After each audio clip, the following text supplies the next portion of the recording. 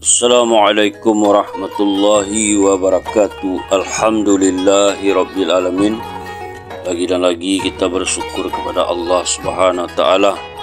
Dan tak lupa juga kita berselawat kepada Nabi kita, Nabi Muhammad sallallahu alaihi wasallam.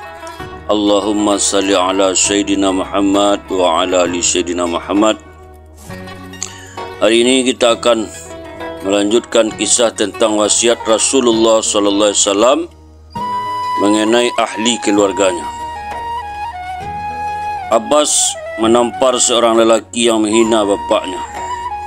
Dikeluarkan oleh Al-Hakim dari Ibnu Abbas radhiyallahu anhu bahawa seorang lelaki telah berkata yang tidak baik mengenai ayahnya Abbas. Lalu Abbas pun menamparnya. Maka orang-orang pun berkata, "Demi Allah, kami akan menampar Abbas seperti ia menampar seorang lelaki dari kalangan kami." Kejadian ini sampai ke pengetahuan Rasulullah SAW. Maka baginda berdiri dan berkhutbah, "Siapakah manusia yang mulia di sisi Allah?" Mereka pun menjawab, "Engkau ya Rasulullah." Rasulullah SAW bersabda, "Maka Abbas adalah dariku dan aku adalah sebagian dari Abbas. Janganlah kalian mencaci orang-orang yang telah mati dari kalangan kami, kerana itu akan menyakiti yang masih hidup." Al-Hakim mengatakan hadis ini sahih isnadnya. Az-Zahabi berkata bahawa hadis ini sahih, dikeluarkan oleh Ibnu Asakir dari Ibnu Abbas seperti di atas dengan sedikit tambahan. Mereka pun berkata, "Ya Rasulullah, kami berlindung kepada Allah dari kemurkaan engkau, maka mintalah ampunan untuk kami." Maka Rasulullah SAW pun memintakan ampun untuk mereka. Sebagaimana dalam Mutakab Al-Kanz dikeluarkan oleh Ibnu Sa'ad dari Ibnu Abbas seperti diriwayatkan Ibnu Asyakir. Dilanjutkan kisah Abu Bakar dan Umar memuliakan Abbas semasa keduanya menjadi khalifah. Dikeluarkan oleh Ibnu Asyakir dari Ibnu Syihab, katanya, pada waktu Abu Bakar dan Umar menjadi khalifah, mereka masing-masing sering bertemu dengan Abbas ketika mereka sedang menunggang kendaraan. Ia akan turun dari tunggangannya dan menuntunnya sambil berjalan kaki bersama dengan Abbas sehingga sampai di rumahnya atau di majlis. Barulah mereka berpisah. Dilanjutkan kisah Utsman memukul seorang lelaki yang memandang rendah kepada Abbas. Dikeluarkan oleh Sahif dan Ibnu Asyakir dari Al-Qasim bin Muhammad, katanya, dari perbaharuan yang telah dilakukan oleh Utsman dan disetujui oleh orang banyak adalah ketika ia memukul seorang lelaki yang memandang rendah atau menghina Abbas bin Abdul Muttalib radhiyallahu anhu. Lalu ada orang yang menyalahkan tindakan Utsman itu. Maka Utsman berkata, "Apakah patut aku meringankan hukuman kepada orang yang merendahkan sepupunya Rasulullah SAW, sedangkan Rasulullah SAW sendiri memuliakannya? Barang siapa yang suka dengan perbuatan itu seperti yang dilakukan lelaki itu, maka sesungguhnya ia telah menyalahi atau mengingkari Rasulullah SAW." Maka orang-orang pun setuju dengan pendirian Utsman itu. Dilanjutkan, Abu Bakar memuliakan Ali dan Abu Bakar bergeser dari tempat duduknya untuk diduduki oleh Ali. Dikeluarkan oleh Ibnu Al-Arabi dari Anas radhiyallahu anhu, katanya, suatu ketika Rasulullah SAW sedang duduk di dalam masjid dengan dikelilingi oleh para sahabatnya. Kemudian Ali radhiyallahu anhu muncul lalu memberi salam kepada mereka sambil berdiri mencari tempat kosong untuk tempat duduknya. Rasulullah SAW pun melihat ke arah para sahabatnya sambil mencari, adakah tempat kosong yang cukup untuk tempat duduk Ali radhiyallahu anhu? Ketika itu Abu Bakar radhiyallahu anhu sedang duduk di sisi kanan Rasulullah SAW. Lalu Abu Bakar pun bergeser dari tempat duduknya sambil berkata kepada Ali radhiyallahu anhu, "Duduklah di sini ya Abu Hasan," atau bapaknya Hasan. Maka Ali pun duduk di antara Rasulullah SAW dan Abu Bakar radhiyallahu anhu. Kami pun melihat raut kegembiraan pada wajah Rasulullah SAW. Kemudian beliau SAW berpaling ke arah Abu Bakar dan berkata, "Ya Abu Bakar, sesungguhnya orang yang mengetahui kelebihan orang-orang yang mempunyai kelebihan adalah orang yang mempunyai kelebihan." Dilanjutkan, perkataan sekumpulan lelaki Asyar kepada Ali radhiyallahu anhu, "Ya Maulana." Dikeluarkan oleh Ahmad dan At-Tabrani dari Ribah bin Al-Haris. Sekumpulan lelaki dari kaum Ansar datang menemui Ali radhiyallahu anhu di Rabah, satu kampung di Kufah. Mereka berkata, "Assalamu alayka ya Maulana." Ali pun bertanya kepada mereka, "Bagaimana aku menjadi tuan kalian, sedangkan kalian adalah orang-orang Arab?" Mereka menjawab, "Kami pernah mendengar Rasulullah SAW bersabda pada hari Qadirkum, barang siapa menganggap aku tuannya, maka inilah tuannya, Ali radhiyallahu anhu." Kata Ribah, "Ketika mereka berlalu, aku pun mengikuti mereka. Lalu aku bertanya, siapakah mereka?" Mereka menjawab, "Mereka adalah sekumpulan lelaki Ansar yang Abu Ayyub Al-Ansari berada di kalangan mereka." Dilanjutkan, kisah perkataan Rasulullah SAW, "Barang siapa menganggap aku adalah tuannya, maka Ali adalah tuannya." Dikeluarkan oleh Al-Bazar dari Buraidah radhiyallahu anhu, katanya, "Rasulullah SAW mengutus kami dalam satu syariah, lalu mengangkat Ali radhiyallahu anhu sebagai amir kami. Ketika kami kembali, Rasulullah SAW bertanya kepada kami, 'Bagaimana pendapat kalian tentang amir kalian itu?' Aku atau orang lain melapor sesuatu yang kurang baik mengenai Ali. Setelah mendengar laporan itu, Rasulullah SAW mengangkat kepalanya, sedangkan aku lebih banyak tunduk ke tanah. Kelihatan wajah Rasulullah SAW kemerah-merahan. Beliau kemudian bersabda, 'Barang siapa yang menganggap aku adalah tuannya, maka Ali adalah tuannya.' Aku pun berkata kepada Rasulullah SAW, 'Aku tidak akan menyakiti hatimu berkenaan dengan Ali untuk selama-lamanya.'" Al-Haisami mengatakan hadis ini telah diriwayatkan oleh Al-Bazar dan perawi-perawinya sahih. Dilanjutkan kisah perkataan Rasulullah SAW, "Barang siapa telah menyakiti Ali, maka ia telah menyakiti aku." Dikeluarkan oleh Ibnu Ishaq dari Amru bin Syah Al-Aslami radhiyallahu anhu, seorang sahabat yang menyertai perjanjian Hudaibiyah, katanya, "Aku bersama dengan Ali radhiyallahu anhu dalam pasukan tentaranya yang dikirim oleh Rasulullah SAW ke Yaman. Ali radhiyallahu anhu telah berlaku kasar kepadaku yang membuat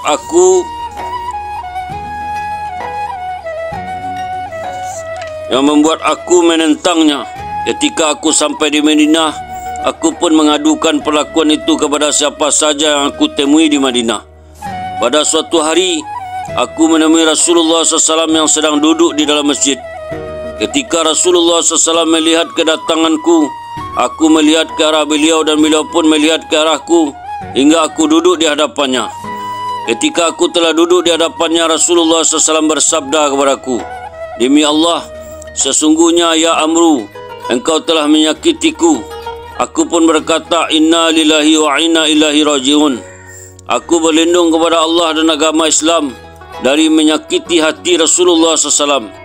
Kemudian Rasulullah SAW bersabda, 'Barang siapa menyakiti Ali, maka sesungguhnya ia telah menyakiti aku.' Diriwayatkan oleh Al-Imam Ahmad dari Amru bin Syahs. Maka dinukilkan hadis sebagaimana dalam Al-Bidayah. Kata Al-Haisami, hadis ini telah diriwayatkan oleh Ahmad dan Tabrani dengan ringkas dan Al-Bazar lebih ringkas lagi. Dilanjutkan, kisah tentang Sa'ad berlindung dari kemarahan Rasulullah SAW ketika ia mencaci Ali. Dikeluarkan oleh Abu Ya'la dari Sa'ad bin Abi Waqqas radhiyallahu anhu, katanya, "Aku sedang duduk dalam masjid bersama-sama dengan dua orang lelaki di sana. Kami mencaci Ali radhiyallahu anhu. Kemudian Rasulullah SAW tiba dan terlihat pada wajahnya tanda kemerahan. Oleh kerana itu, aku pun berlindung kepada Allah dari kemarahannya."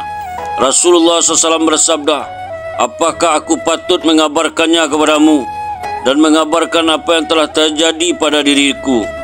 Barang siapa menyakiti Ali, maka sesungguhnya ia telah menyakiti aku." Sebagaimana dalam Al-Bidayah, diriwayatkan oleh Abu Ya'la dan Al-Bazar dengan singkat, dan perawi-perawi Al-Bazar semuanya sahih kecuali Mahmud bin Qidasa dan Kanan. Umar radhiyallahu anhu menentang orang yang mencaci Ali radhiyallahu anhu.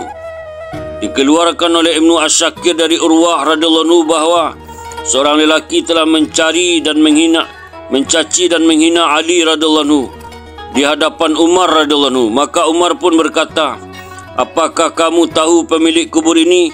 Yaitu Muhammad bin Abdullah bin Abdul Muttalib. Dan apakah kamu mengetahui mengenai Ali bin Abdul Muttalib? Janganlah kamu berkata-kata mengenai Ali kecuali dengan kebaikan, kerana sesungguhnya jika kamu menyakitinya maka telah menyakiti penghuni kubur ini, yaitu Rasulullah SAW dalam kuburnya. Dilanjutkan kisah tentang perkataan Sa'ad, walaupun kepalaku digergaji, aku tidak akan berkata-kata yang buruk mengenainya untuk selamanya. Dikeluarkan oleh Abu Ya'la dari Abu Bakar bin Khalid bin Urfutah. Katanya, aku menemui Sa'ad bin Malik radhiyallahu anhu dan berkata kepadanya, telah sampai ke pengetahuanku bahawa ada orang yang telah mencaci Ali radhiyallahu anhu di Kufah. Apakah engkau juga turut mencacinya?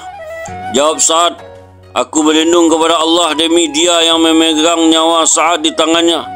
Aku telah mendengar Rasulullah SAW bersabda mengenai Ali, seandainya diletakkan gergaji di kepalaku, pasti aku dilanjutkan tidak akan mencacinya selama-lamanya. Dan penolakan Sa'ad dari perbuatan itu isnadnya Hasan. Dikeluarkan oleh Ahmad, Muslim dan At-Tirmizi dari Amir bin Sa'ad bin Abi Waqqas dari bapaknya. Bapaknya itu telah berkata, Muawiyah bin Abu Sufyan memerintahkan Sa'ad dengan berkata, apakah yang menghalangi untuk mencaci Abu Turab? Gelar yang diberikan Rasulullah SAW untuk Ali radhiyallahu anhu.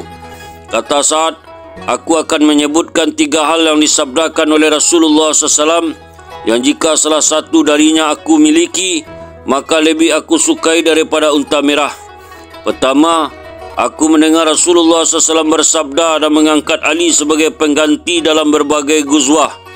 Ali berkata kepada Rasulullah SAW, ya Rasulullah, apakah engkau meninggalkanku untuk menjaga ihwal kaum wanita dan anak-anak? Rasulullah SAW pun bersabda, apakah kamu rida sekiranya kamu memperoleh kedudukan di sampingku sebagaimana Harun di sisi Musa, sedangkan tiada Nabi setelah aku? Kedua, aku juga mendengar Rasulullah SAW bersabda pada hari perang Khaybar, aku akan memberikan janji ini kepada seorang lelaki yang mencintai Allah dan Rasulnya, dan Allah serta Rasulnya juga mencintainya. Kemudian Rasulullah SAW bersabda, panggillah Ali supaya datang menemuiku. Kemudian Ali datang dan ketika itu ia sedang menderita sakit mata.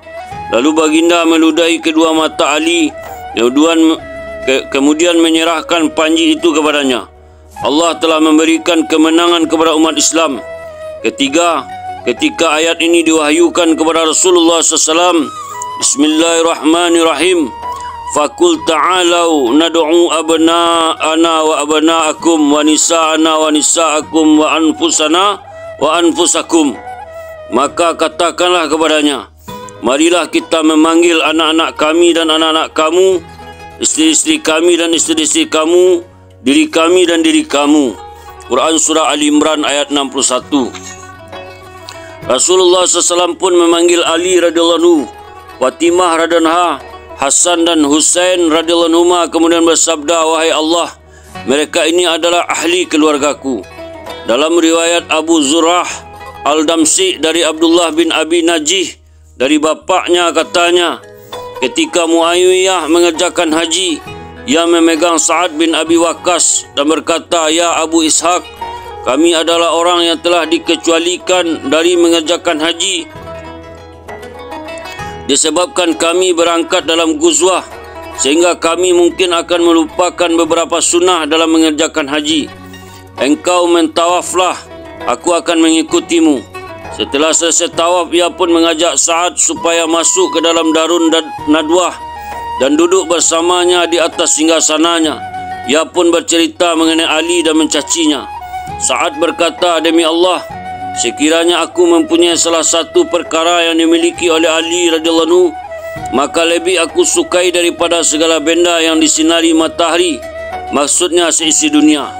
Pertama, Rasulullah SAW telah bersabda kepada Ali pada waktu Ghazwah Tabuk, apakah engkau tidak rida untuk memperoleh kedudukan di sisiku sebagaimana Harun alaihissalam di sisi Musa alaihissalam, sedangkan tidak ada nabi setelah aku. Kemudian adalah lebih aku sukai daripada segala yang disinari matahari, sekiranya aku memperoleh apa yang disabdakan oleh Rasulullah SAW kepada Ali radhiyallahu anhu pada hari Khaybar. Aku akan menyerahkan panji ini kepada seorang lelaki yang mencintai Allah dan Rasulnya, dan Allah serta Rasulnya mencintainya. Allah memberikan kemenangan di tangannya, dan dalam keadaan ia tidak melarikan diri. Ketiga, aku lebih suka menjadi anak menantu kepada Rasulullah SAW dengan menikahi putri Rasulullah SAW daripada segala yang disinari oleh matahari. Sa'ad berkata kepada Muawiyah, setelah hari ini aku tidak akan masuk ke dalam rumahmu lagi. Kemudian ia mengibaskan kain ridanya lalu keluar. Al-Bidayah. Alhamdulillah, itulah kisah tentang wasiat Rasulullah SAW mengenai ahli keluarganya. Semoga menjadi pelajaran yang berharga bagi kita.